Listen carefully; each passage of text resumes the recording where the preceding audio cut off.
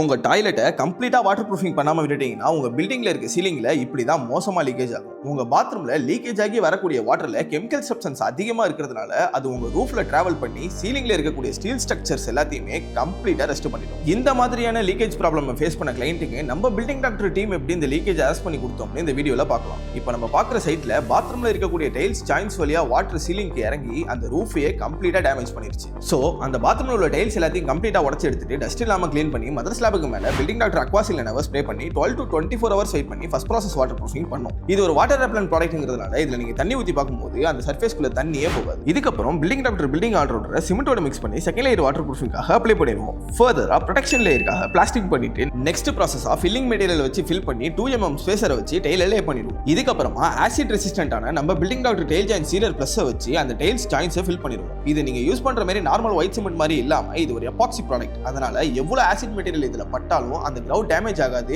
Complete water ப்ரூஃபிங்கா இருக்கும். Finally leakage கம்ப்ளீட்டா அரசானதுனால கிளையண்ட்டும் happy, நம்ம பில்டிங் டாக்டர் டீமும் ஹாப்பி. இந்த மாதிரி உங்க பில்டிங்ல உள்ள toilet bathroom complete water proofing பண்ணணும்னு நினைச்சீங்கன்னா பில்டிங் டாக்டர்னு கமெண்ட் பண்ணுங்க. நம்ம டீம் உங்களை ரீச் அவுட் பண்ணுவாங்க. உங்க ஃப்ரெண்ட் இந்த ப்ராப்ளத்தினால கஷ்டப்படக்கூடாதுன்னு நினைச்சீங்கன்னா அவருக்கு இந்த வீடியோவை மறக்காம ஷேர் பண்ணுங்க.